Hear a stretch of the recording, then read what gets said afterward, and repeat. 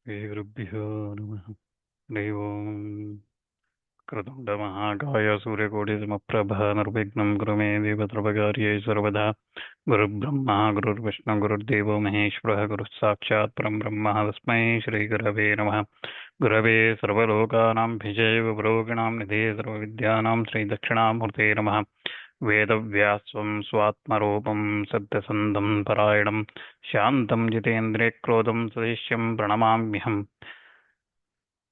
नारायणं नमस्कृत्य नरं चैव नरोत्तमं देवीं सरस्वतीं व्यासं ततो जयमुदीरये। मूकं करोति वाचालं पङ्गुं लङ्घयते गिरिं यत्कृपातमं वन्दे परमानन्दमाधवं। नारायणपरो व्यक्ता दण्डं व्यक्सम्भवमण्डस्यान्तस्तु मे लोकाः सप्तद्वीपाचमेदिनीं पार्थाय प्रतिबोधितां भगवता नारायणे स्वयं व्यासेन कृतितां पुराणमदिनां मध्ये महाभारतम् अद्वैतामृतवर्षिणी भगवतीमष्टादशाध्यायिनी अम्ब त्वामनुसन्ददामि भगवद्गीते भवेद्वेषिणी श्रुतिस्मृतिपुराणानाम् आलयं करुणालयं नमामि भगवत्पादं शङ्करं लोकशङ्करम्। अवतीर्णश्चकारट्यां केदारेन्तरितश्चेह चतुष्पीठप्रतिष्ठाता चेदाशङ्करो गुरुः।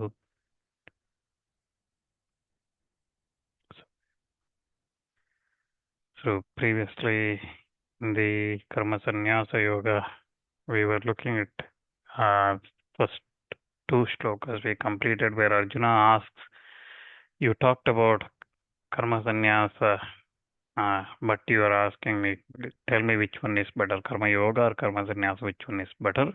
And Bhagavan says that, responds to him by saying that, he says, Sanyasa Karma-Yogascha Nishresha Karavubhu Toyostu Karma-Sanyasat Karma-Yoga Vishyate. So he says that among those, Karma-Yoga is Shrestha. It is the better one, best one for you. So he says that. And then, so now the question is, why Karma-Yoga is Shrestha? Why is that Bhagavan saying that? That's what we were looking at in the third shloka, where Bhagavan explains that Jnaiha Nitya Sannyasi Yona Dveshti Nakankshyati Nirdvando hi Mahabaho Sukham Bandhat Pramachyate.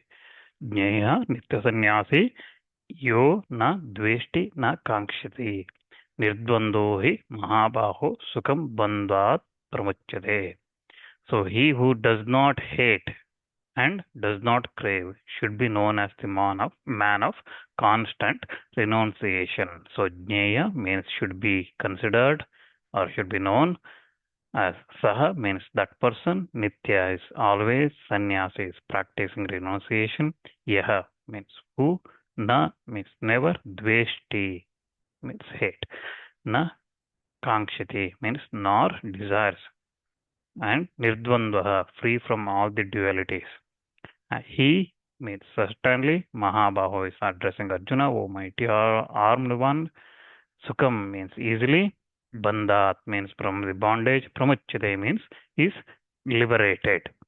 So now Acharya explains in his Bhashya for this shloka, he says that addressing Arjuna, Bhagavan says that why is Karma-Sanyasa, Karma-Yoga is better for you?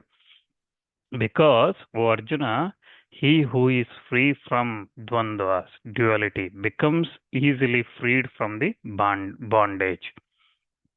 And Acharya explains that that performer of the Karma Yoga who does not hate anything, na dveshti, who does not hate anything, and na kankshati, who does not crave, the performer of Karma Yoga who does not hate anything and who does not crave for anything, he should be known as Nitya Sannyasi, the man of constant renunciation. Nitya is constant, always.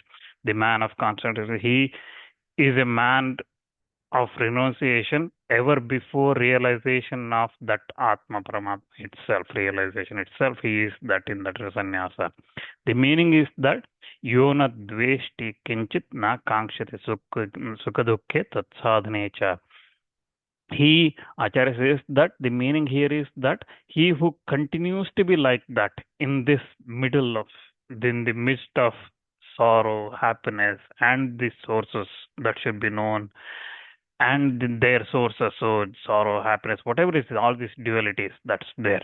So among all that sukha, dukkha, shitoshna, whatever it is you want to call, all those dvandvas, dualities, he remains, continues to be like that in that constant situation. He does not either hate or crave for those things, are their sources. He That person should be known as a man of Nitya Sannyasi, even though he is engaged in the karmas. Even though he is engaged in the karmas, for the world he looks like he is performing the karmas, but he does not crave for the results of it, nor he does not have anything to do with it. Okay, so such a person is Nitya Sannyasi. O Arjuna, because O Arjuna, one who is free from such a dvandvas, nirdvandva, so who is free from that dualities, pramuchyate, becomes freed, sukham, easily. He becomes freed from those easily, without trouble. What he is freed from? From the bondage. And such a person who is free from the duality becomes freed easily from the bondage. So again, he, that is the yogi, though he is engaged in the karmas, should be known as a Nitya Sannyasi, the man of constant or always constant renunciation, who out of apprehension of fruitlessness does not dislike the action that being done as a dedication to Ishvara, and does not crave for heaven, Swarga, and whatever the merits coming out of those karmas he performs. He does not crave for that, because he who is free from the dualities, who is devoid of attachment, aversion, and so on, easily becomes freed. Pramuchyate, muchyate means freed, and pra is means fully. So he fully becomes freed owing to the excellence of the discrimination between the eternal entity and the evanescent. So whatever is permanent and what is not, he has that duality, discriminating power, and that's why he is freed from the bandha. So he is freed from the bondage in the form of impurity of the mind, which is an obstacle to the knowledge, which is obstacle to the jnana and realization. And he is freed from that impurity of the mind. And once he gets that purity, then he attains that knowledge, he has that realization.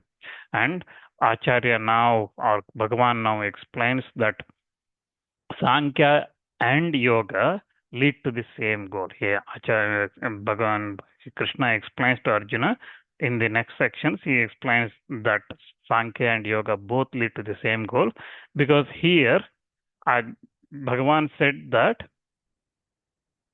the Karma Yoga is better, right? So then the objection might come, is it reasonable that in the case of Sannyasa and Karma Yoga, which are opposed to each other, because one is Sannyasa, renouncing all the karmas, another one is performing the karmas, so which are opposed to each other and can be undertaken by the different persons, if they are performed by different persons, but they both should lead to the same result, which is the moksha. It cannot be like that, because if you are doing two different things, how can it be the result to the same outcome? Okay, it can both cannot surely lead to the moksha. That's the objection that might come, and Bhagavan explains that in the next shloka, where he says that Sankhya-yogo pruthak-bhalaah pravadanti na panditaah ekamapyastitah samyak ubayor vindate phalam. So Sankhya-yogo pruthak-bhalaah pravadanti na panditaah ekamapyastitah samyak ubayor vindate phalam. So the children, not the learned ones, speak of Sankhya and Karma, Sankhya, which is the path of knowledge, and Yoga, Karma Yoga, as different. The children, who is the not learned ones, they speak it as the Sankhya and Yoga are different. And anyone who properly resorts to even one of them, Sankhya or Yoga, gets the result of both. That's what Bhagavan says here. Sankhya means the renunciation of actions, the Sannyasa, the path of knowledge. Yoga means Karma Yoga. Pruthak means different. Bala means the ignorant or the children. Children is the meaning, but here it is ignorant. Pravadanti means say. Na means never. Pandita means the learned. Ekam means in one. Api means even. Astita is being situated. Samyak completely. Ubayo of both. Vindate means achieve. Phalam means the result. So Acharya explains the shloka as the children, that is the fools, the ignorants, na panditaha, not the learned ones. Okay, the children, not the learned ones, speak of Sankhya, the path of knowledge, and Karma Yoga as different, having opposite and different results. They say that both have different results. The learned ones, the wise, however, admit one unconflicting result. They say that it is only one. So again, in Gūdārtha Dīpika, we see that Srimad Saraswati in his Vyakhana for this shloka, he also says that Sankhya Samyagatma Buddhistam Bhatiti Jnanantaranga Sadhanantaya Sankhya Sanyasa Yoga Purvokta Karma Yoga. So he explains what is Sankhya and Yoga again. He says that Sankhya means the perfect knowledge of the Atma. Samyagatma Buddhista. So, Bhavati iti Jnanantaranga Sadhanataya Sankhya. So, Sankhya means Sannyasa, renunciation, which as the essential discipline and leads to the realization of the knowledge, realization of that, okay, realization of the self. So, and that is actually the knowledge. So, that is Sankhya. Sankhya means the perfect knowledge of the Atma. Sankhya means Sannyasa, renunciation, which as the essential discipline leads to the realization. Yoga means Karma Yoga, as previously mentioned. So here the Balaha again, Śāstrārtha Jnana Viveka Shunyaha. So Srimad Saraswati says that Balaha means Śāstrārtha Jnana Viveka Shunyaha.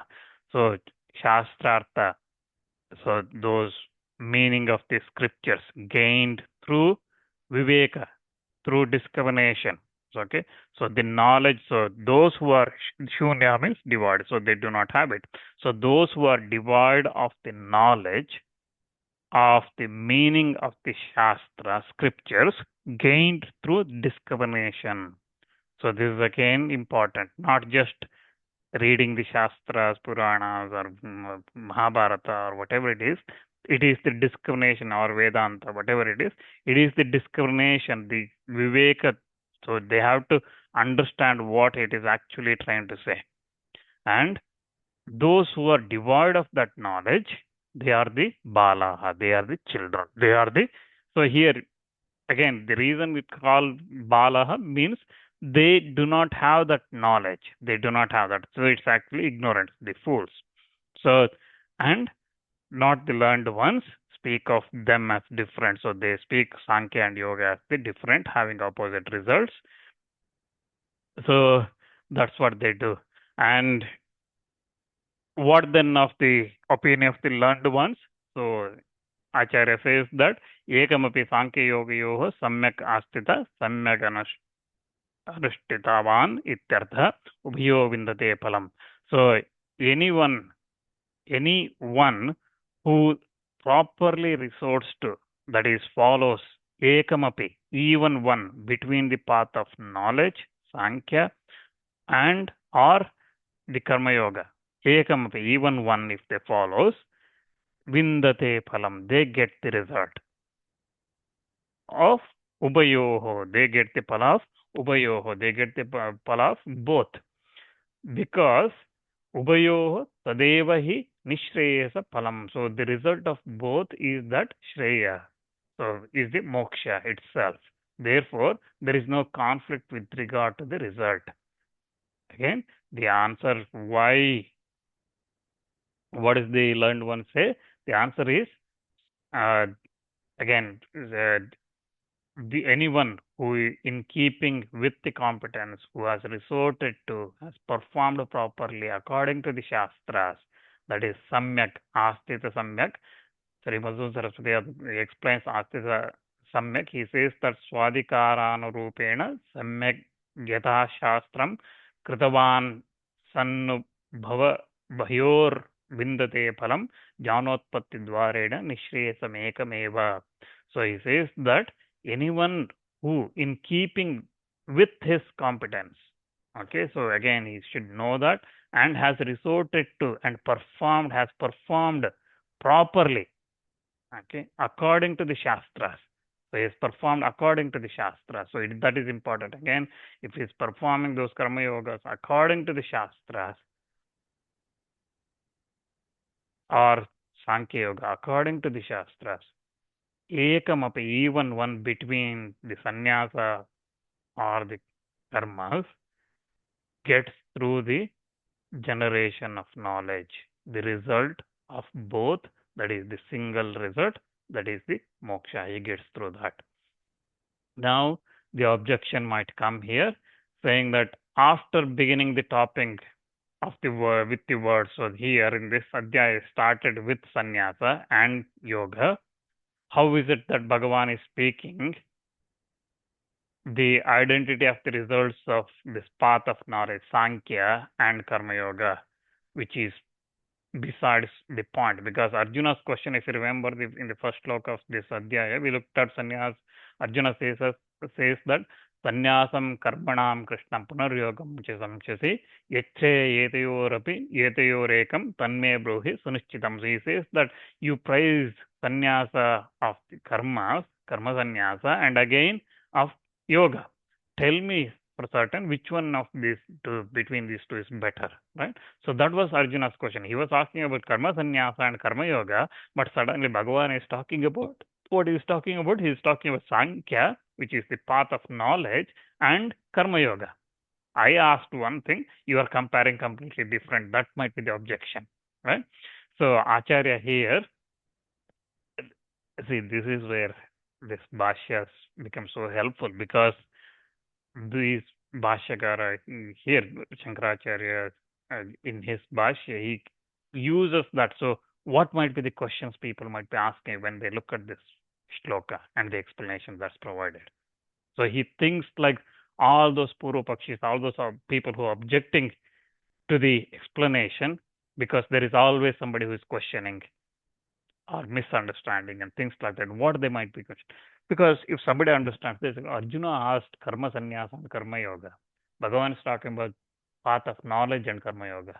How Karma-Sanyasa and path of knowledge link together? Because that's, if Bhagavan is saying Karma-Sanyasa and Karma Yoga both lead to same thing, but my question was, Bhagavan is saying Sankhya and Karma Yoga leads to same thing, and my question was Karma-Sanyasa and Yoga, how that links, because yoga is the same thing here. Karma yoga is in both. Bhagavan responding, and Arjuna is asking both has the Karma yoga. The thing that Bhagavan changed was Karma-Sanyasa, he changed with Sankhya, right? He changed with the path of knowledge. So that means there must be some link between the Karma-Sanyasa and the Sankhya, which Bhagavan is explaining, right? So what is that? So that's the objection here. Why Bhagavan is talking like this? So again, because those kind of things, again, Bhagavan has previously talked about those things. Karma and Sankhya, he talked at the beginning of the third chapter, when in the second Sankhya Yoga chapter, Adhyaya, second chapter, Bhagavan explained about all the Sankhya Yoga and why that is better. Then Arjuna asked in the third chapter, saying that Jayasi Chet Karmaste Mata Buddhe Janardana Tatkim Karmani Gore Mam Niyojisa Geshava. So he says, Arjuna asked there, why you are asking me to do all these karmas when you are already saying that Jnana is the better, Sankhya is the better. Why you are asking me to do? Okay, that's already kind of compared already. The Sankhya and Karma Yoga already come to. Why again Bhagavan is going in this direction? That's the objection. right? And Acharya responds to such an objection that might come. He says that this defect does not arise here, although the question was put by Arjuna merely with regard to renunciation, that is sannyasa and karma yoga. Even though Arjuna's question was karma-sanyasa and karma yoga, yet Bhagavan, without actually avoiding them and by adding something special which was intended by him, gave the answer by expressing them through the other words Sankhya and Yoga, Karma Yoga. So Bhagavan, without avoiding that question or changing it completely, he gave additional meaning, additional explanation here. Those very sannyasa and karma yoga, when they are respectively, the sannyasa and karma yoga, when they are respectively associated with jnana and its means as a equal length, equanimity, when we look at them as equal. So, for example, renunciation associated with the jnana, karma yoga associated with the means of attaining that, they are meant by the word Sankhya and Yoga. That's what Bhagavan has done. Okay, so he has not changed it. This is the Bhagavan's view. Therefore, there is no discussion. This discussion, whatever we are having here, is not out of context of Arjuna's question. That's what Acharya explains to that objection that has come. Why Sankhya and Karma Yoga? He says that it is not different because the Sannyasa and Karma Yoga are respectively associated with the jnana and the means of attaining that jnana, which is the Karma Yoga. So that's why there is no, this jnana here is Sankhya. The word used for jnana is Sankhya, and the Karma Yoga, the word used is Yoga. So it's the same thing. That's what Acharya explains to such an objection here. Now, the question comes that if the result both are same, how can the result of the both attained by a proper performance of only one? How can that be? That's the answer in the next shloka. Or the question is, how can one get the result of both by practicing only one? You're saying that by either Sankhya or Yoga, one gets the same results, moksha, right? If that is the case, how that is? So that's the question. And Acharya Bhagavan explains, and we look at that in the sixth shloka, where Bhagavan says, Yat Sankhye prapyate sthanam tadyogairapi gamyate ekam sankyam cha yogam cha iha pashyati sa pashyati. Yat Sankhye prapyate sthanam tadyogairapi gamyate ekam sankyam cha yogam cha iha pashyati sa pashyati. The state that is reached by the Sankhya's, that is reached by the yogis as well. He sees, who sees Sankhya as and Yoga as the one. So that's the meaning. Yat means what? Sankhya means by the means of Sankhya Yoga or Karma-Sanyasa. Prapyate is attained. Sthanam is place or state. Tat means that. Yogi means by through the yoga, working devotion. Api also. Gamyate is attained. Ekam means one. Sankyam means the renunciation of the karmas, karma-sanyasa. Cha means and. Yogam means karma yoga. Cha means and. Yaha means who. Pashyati means sees. Saha means that person. Pashyati means actually sees. So, Acharya helps us with this Bhashya here, understanding this shloka. He says that Yat Sankhe Jnana Nishtaya Sannyasibhi Prapyate Sthanam Mokshakyam. He says that Sthanam, the state or the place or its actually state is better. The state called moksha. Again, the state used here in the derivative sense of the place in which one remains established, from which one does not become relegated, moved out. Okay, so that's the state. The sthanam here, the state called moksha, that is reached by the Sankhyas, by the sannyasis in steadfast in knowledge, jnana nishta. Those who are in jnana nishta, steadfast in jnana, that is reached by the yogis as well. Yogi here, the one who is in karma yoga. Tat yogairapi jnana prapyupayatvena ishvare samyapya karmani atmapalam anabhisandhaya anutishtanti ete yogaha yoginah tairapi paramartha jnana sannyasa praptidvarena gamyate ityabhiprayah. So Acharya says that the yogis, so yogis reach the same state as the one that Sankhya's have reached. Okay, moksha. That's what the first part said. So the yogis are those who, as a means to the attainment of that jnana, undertake the karmas by dedicating them to Ishvara. So jnana prapyupayatvena ishvare samarpya karmani.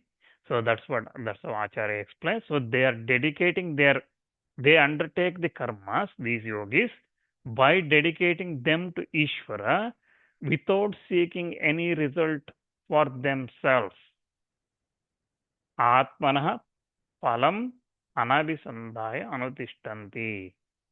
So they, without seeking any result of that karmas they undertake, without seeking any result for themselves of the karmas they undertake, they dedicated it to Ishvara.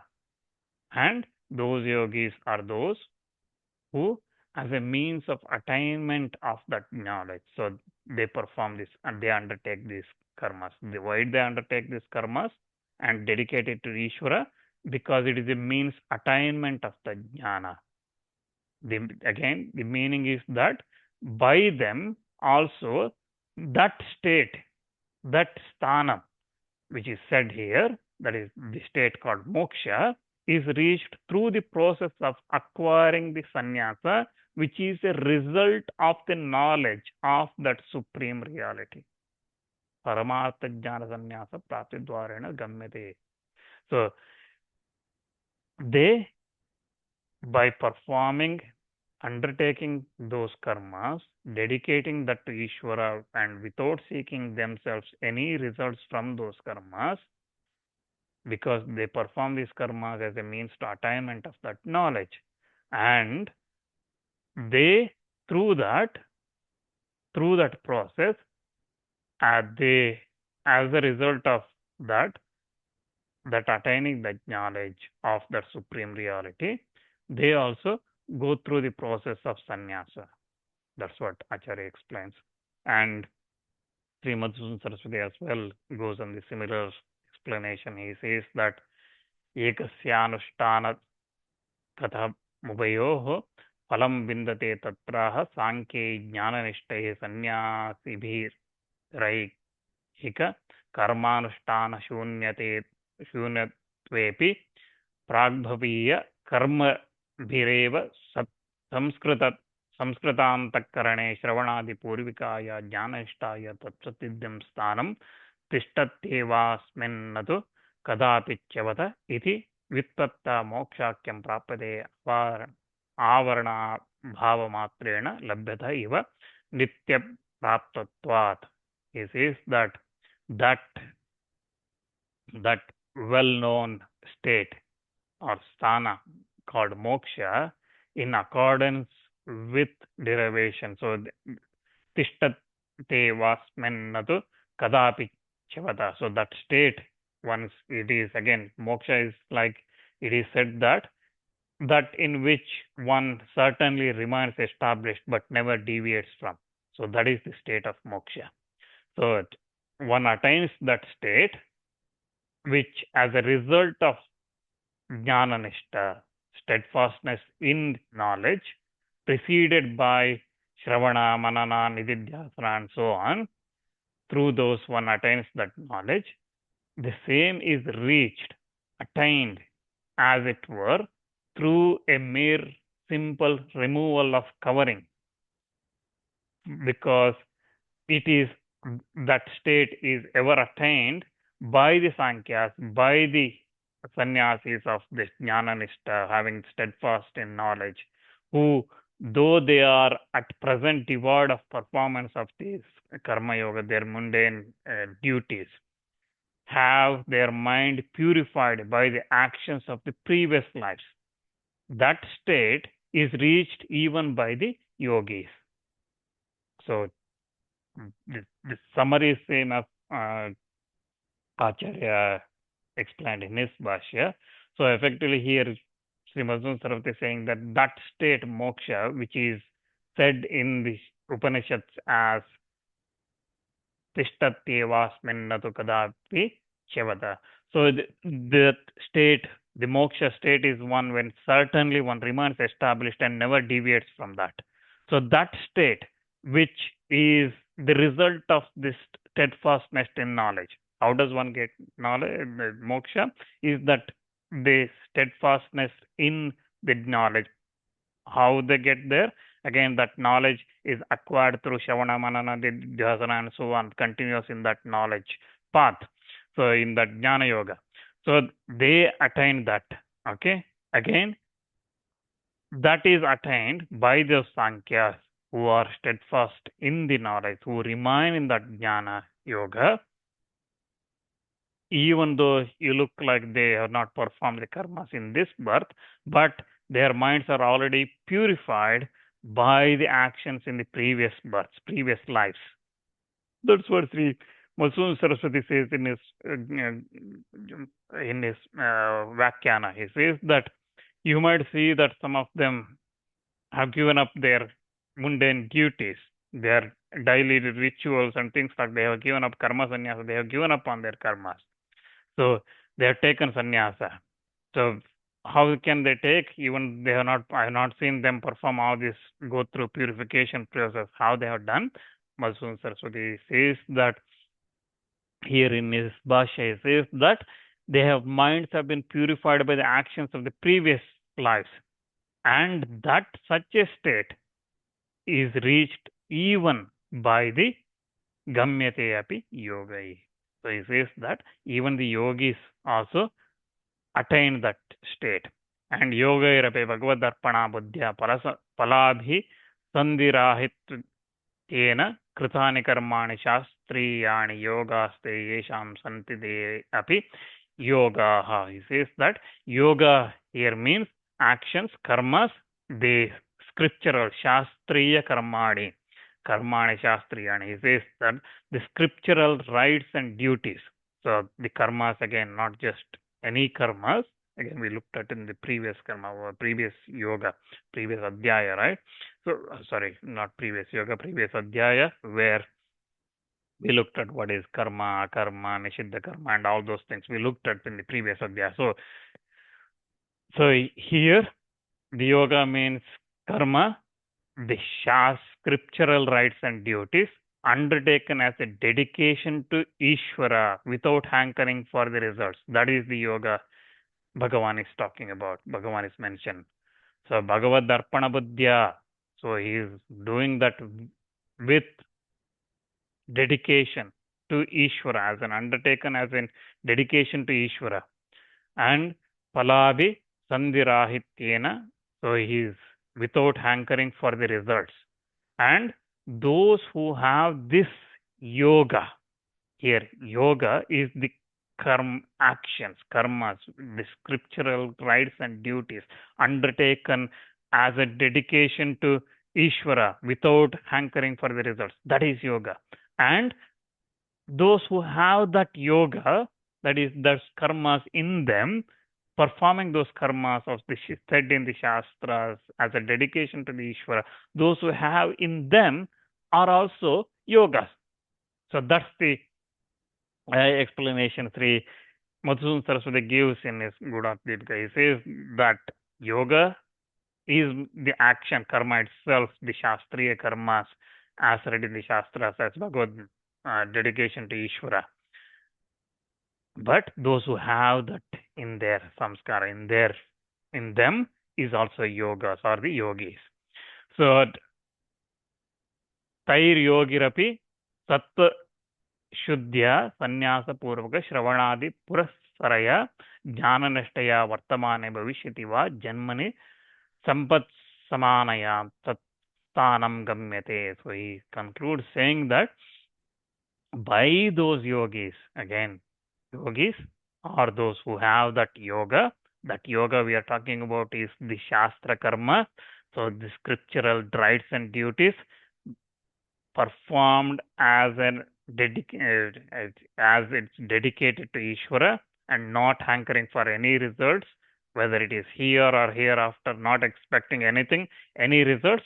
The only thing is we are doing it is one does that saying that this is Bhagavad Prityartham. So it is to Parameshwara Prityartham. It is to please Ishvara. That is the only thing, only desire we have result is we are expecting is from whatever I'm doing, Bhagavan is going to be pleased by this.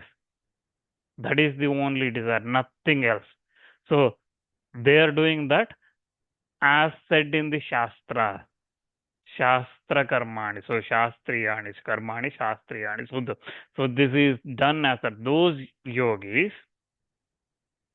those who are performing that, by those yogis also, he says that by purification of their mind. So, tairogirapi sattva shuddhya. So, he says that by purification of their mind, by performing this kind of karma yogas with dedication to Ishvara, after purification of their mind, is reached at a state, a sthanam. They reach a state through that steadfastness in knowledge achieved in this life or in the future one. So they may not achieve that state in this life itself. Though maybe performing this karma, Shastra said karmas throughout their life till the death, they might be performing that, dedicating that to Ishvara without expecting anything. They live that life throughout their life. This body disappears, dies, this body ends.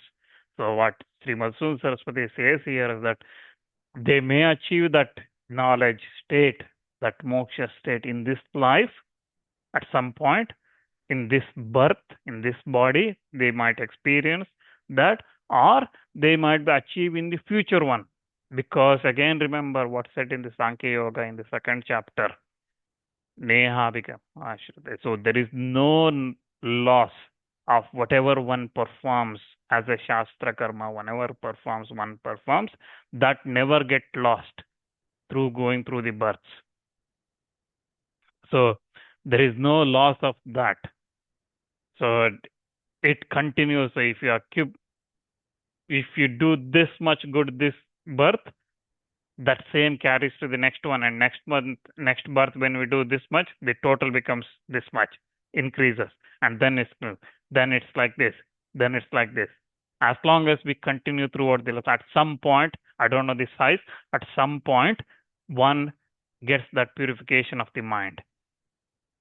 Or it might be, even this might be sufficient. In that case, one might achieve in this life itself if there is already this much from the previous births. Right? So, what he says here is that that state of steadfastness in the jnana nishtada, that is achieved in this life or in the future one as a result of shravana and so on, that is preceded by sannyasa. So gradually he moves to that state. Therefore, yaha pashyati sa pashyati. He sees truly. Who sees Sankhya and Yoga as one, because the identity of their results. That is the meaning here in this shloka. So, yaha pashyati sa pashyati means he who sees, he sees. So, pashyati means sees and sees. Okay. So, he who sees, sees. Okay, he sees. Okay, so that means what is this? So what he's saying is the one who sees Sankhya and Yoga as same, that person identifies that their results, that is the moksha, as the one. So that is the meaning here. And therefore, the result being the same, he alone, not anyone else, sees perfectly who sees the Sankhya and Yoga as the one. The idea is, again, अयं भावः येषां सन्न्यासपूर्विका ज्ञाननिष्ठा दृश्यते तेषां तयैव लिङ्गेन प्राग्जन्मसु भगवदर्पितकर्मानुष्ठानमीयते. So the idea is this: those in whom is seen steadfastness in the jnana, in knowledge, preceded by sannyasa, in their case, it can be inferred on the very ground that their previous lives they had steadfastness in the karma, in the rights and duties performed as a dedication to the Ishvara. So, if you see somebody as a jnananishta sannyasi in this life, again, I'm not talking about every sannyasi, but you have to be careful here, and I said this many times, okay? So, those who are jnananishta, who have that we have, if you have seen somebody whom, those in whom seen this steadfastness in the jnana preceded by sannyasa, in their case, it can be inferred that their previous lives they had steadfastness in, they had this nishtata, they had this steadfastness in karmas, in the rights and duties performed as a dedication to Bhagavan, dedication to Ishvara, Paramatma Prityartam. So that's what Bhagavad Arpita Karmanushtanamiyate. So the Prag Janmasu. So in the previous births, they have performed that. Again, maybe one birth or 100 births or 1,000 births, they have performed that continuously as a dedication to Bhagavan. And because Karanamantarena Karyotpatya Yoga. So because why it is said like that? Because it is not possible that an effect can be produced without its cause. So if you are saying somebody as a sannyasi with jnana in the jnananishta, it cannot be just comes as it is. It cannot happen without any cause. And the cause is their dedication, karma to Bhagavan, the karmas they have performed in the previous lives, or maybe in the earlier in this life. So, because it has been said in the Shrutis that taduktamyanyato anyani janmani teshu nyunam kritam bhavet yatkrityam purusheneha nanyata brahmani sthite. So, what good karmas, deeds should be done in this present life by a person must have been done by him in the lives other than this as well. Otherwise, there would not have been absorption in the Brahmana sthiti. So, if somebody is in that Brahman sthiti, in that attained that state, if one has attained that Jivan Mukta state in this life, that person must have been done by in the lives other than this as well. That's what the Shruti says. Similarly, yesham bhagavadarpita karma nishta drishyate tesham tayeva lingena bhavini sannyasa purva karma sannyasa purvaka jnana nishthanum miyate samyak samagra karya vibhicharitvat.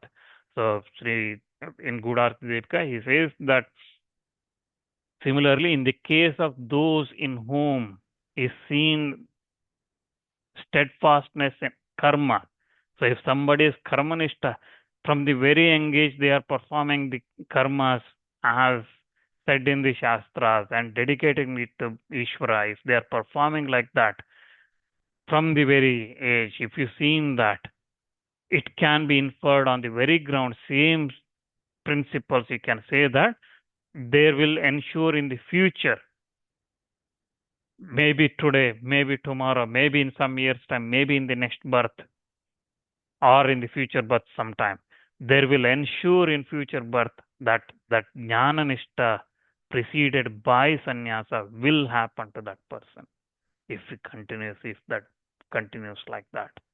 So if again, so if one has two things said here, if one is in that Brahmanic state, Brahmanic sthiti, in that Brahman sthiti, one who is in that Jivan Mukta Jnana Nishta state, if one is in that state, sannyasa, preceded by sannyasa, one is in that state, that's because he has performed the karmas, Śāstra said karmas, dedicating that to Ishvara, either in this life or in the previous lives, he has performed that. Because one cannot attain that state without the cause. The cause here is that Bhagavad Arpana. So, performing the karmas and offering it to Bhagavan. And similarly, so that's about those who have attained the Jivan Mukta state. We are saying that they must have performed. There is no other chance they have reached that state. They must have performed the karmas dedicating to Ishvara in this life or previous lives. They must have performed. Okay, that's the statement. Now, similarly, if you look at the other side, those who are performing the karma, those who are in the karma yoga, dedicating today to everything they perform as per the Shastras and dedicating it to Ishvara, they will certainly reach that state of that Brahma Jnana, that Jivan Mukta state, that Moksha state. They will reach the state and they will go through the Sannyasa and then reach that state. That's what it said. So, both statements are true, and therefore, tasmad ajnena mumukshana antakarana shuddhaye pratamam karma yogo anushtayo nadu sannyasah. This is very important. So, Sri Madhusudan Saraswati in his Guda Deepika, he says that tasmad ajnena, therefore, by an unenlightened person, hankering for moksha, mumukshuna. So, those who are desiring for moksha, not wishing, wish is not what happened, desiring for moksha, who deeply thinking, mumuksha again, is someone who is always thinking about that moksha, the state of attaining that moksha. So, these ajnanis, ajnani means unenlightened. Those persons who are hankering for that moksha, they should be antakarana shuddhi, pratamam karma yogo anushtaya. So, they, again, the unenlightened person, not just anybody, because almost everybody is unenlightened. So, unenlightened person who is hankering for moksha, who has the desire to attain moksha. So, such a person, karma yoga and not sannyasa, natu sannyasa, na sannyasa, he says. So, for him, karma yoga and not sannyasa should be first undertaken. Why he should be undertaken? For purification of the mind. Tasmad ajnena mumukshuna antakarana shuddhaye, for purification of the mind. Pradamam karma yogo anushtaya. So first he should perform the karma yoga, natu sannyasa. So he should not think about sannyasa. He should perform the karma yoga for purification of that mind, antakarana shuddhi. He should perform that. Once that mind is purified, then satu vairagya tivratayam swayameva bhavishyatiti. So, now purification of one performs this karma yoga, dedicating it to Ishvara, performing those karmas, rights and duties as said in the Shastras, and dedicating it to Ishvara without hankering for any results, continuously performs that, what happens? Purification of mind gradually happens. And as that happens, that sannyasa, however, will follow automatically when dispassion becomes intense. So such a person, when he continuously performs those Shastra said karmas, rights and duties, dedicating it to Ishvara, then Tivratayam, Vairagya Tivratayam, Swayameva Bhavishyati iti. So for him, that sannyasa gradually automatically happens. You don't have to say that I am going to take sannyasa. It gradually happens in him because of that purification of the mind. The sannyasa automatically happens. The Karma-Sanyasa or sannyasa automatically happens. So that's the explanation here. So then Acharya in his Bhashya brings up an objection here. So objection is, if this is like that, then sannyasa itself excels yoga, right? If sannyasa is the ultimate one and it's the one that's going to result in moksha, because one before going to that moksha state, it automatically, we said that this passion drives him to sannyasa, that person to sannyasa, right? So everything becomes irrelevant for that person. So in that case, sannyasa is better than yoga. Then why then it is said tayostu karma sannyasat karma yogo vishishyate? So why did you say, Bhagavan, to me that among these two karma yoga however excels? You are conflicting, Bhagavan. You said in the second shloka in this adhyaya that karma sannyasat karma yoga vishishyate, right? So you said that among the karma yoga, karma yoga is the excels than karma sannyasa. But now you kept saying that sannyasa will come, okay? Sannyasa is the one that's going to lead to moksha. And you perform karma yoga. Why you are saying this? So Acharya explains to such an objection. He says that, listen to the reason. He says that ya prishtam kevalam karma sannyasam karma yogam cha abhipretya tayoho अन्यतरः श्रेयान् इति तदनुरूपं प्रतिवचनं मया उक्तं कर्मसन्न्यासात् कर्मयोग विशिष्यते इति ज्ञानम् अनपेक्ष्य. He says that it is simple karma sannyasa and the simple karma yoga with reference to which you have asked me, which one is the better of these two? That's what you asked. Ya prushtam kevalam karma sannyasam karma yogam cha abhipretya. So you ask simple questions saying which one is better of karma sannyasa and karma yoga. In accordance with that question, my answer has been given without having regard for the jnana.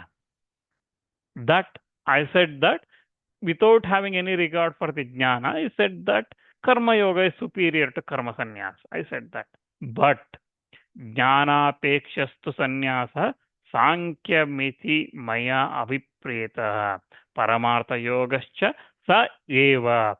So Bhagavan's view here is, but that sannyasa which is based upon the jnana is regarded by me as Sankhya. And Sankhya itself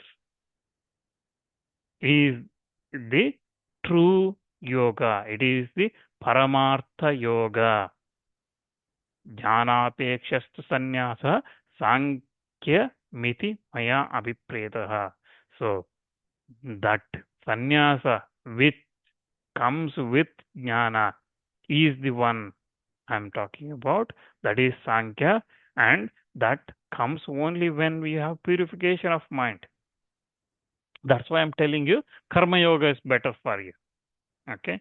So however, karma yoga vaidikaha sa cha tadartyat yoga sannyasa iti cha upacharyate. So he says that, however, that which is Vedic karma yoga is figuratively spoken as yoga, and renunciation, that is the sannyasa, since which leads to that supreme knowledge. So the Vedas, whatever this is, that yoga is figuratively spoken here as the yoga here, but the Sankhya is the true yoga. It is the Paramartha yoga, he says. Okay, Sankhya itself is the true yoga, but to reach that, you have to go through the yoga said in the Vedas, the Karma Yoga that is said in the Vedas. Okay, the true yoga, when you talk about yoga, is the Paramartha yoga. That's what Bhagavan's abhipraya here. That is his view. Okay, but he's saying the Vaidika Karma Yoga. So that is the Karma Yoga, which is as defined in the Shastras, Vedas. That's figuratively spoken here as a yoga, and sannyasa, which leads to that supreme knowledge, is the one Paramatma Yoga.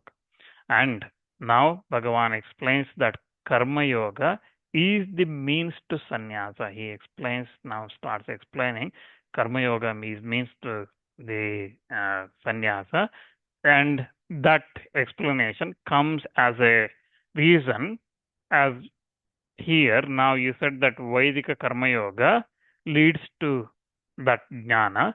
How does it do? How does it lead to that?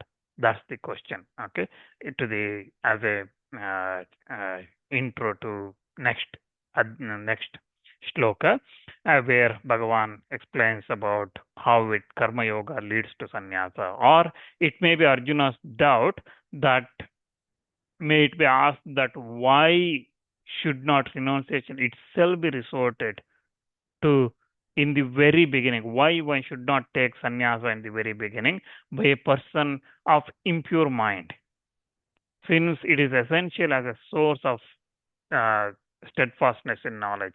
Why? Because for one to reach that jnana nishta, steadfastness in knowledge, one has to be in the sannyasa. So if that is the case, why can't we just take sannyasa directly? Right? Even if my mind is not pure, why should not I do that? That's again is answered. Why this Vaidika Karma Yoga is important. That's answered in the next shloka, where Bhagavan explains that Sannyasastu Mahabaho Dukkamaaptam Ayogatah Yogayukto Munirbrahma Nachirenadhigacchati. Sannyasastu Mahabaho Dukkamaaptam Ayogatah Yoga Yukto Munir Brahma Nachirena Adhigacchati. Oh, mighty armed one, renunciation is hard to attain without Karma Yoga. The meditative man equipped with yoga attains Brahman without delay. So, sannyasa means renunciation, but Mahabaho is mighty armed one, Arjuna, Dukkham, distress, Aptam attains Ayogataha without Karma Yoga. Yoga Yukta means one who adept in Karma Yoga. Munibi is a rishi or sannyasi or sage. Brahma is Muni means the Mananati Muni, so one who always continuously thinking about something. Okay, Brahman.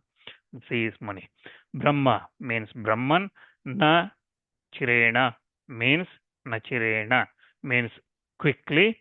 Adhigacchati means goes. And we'll look at the explanation to this shloka next time.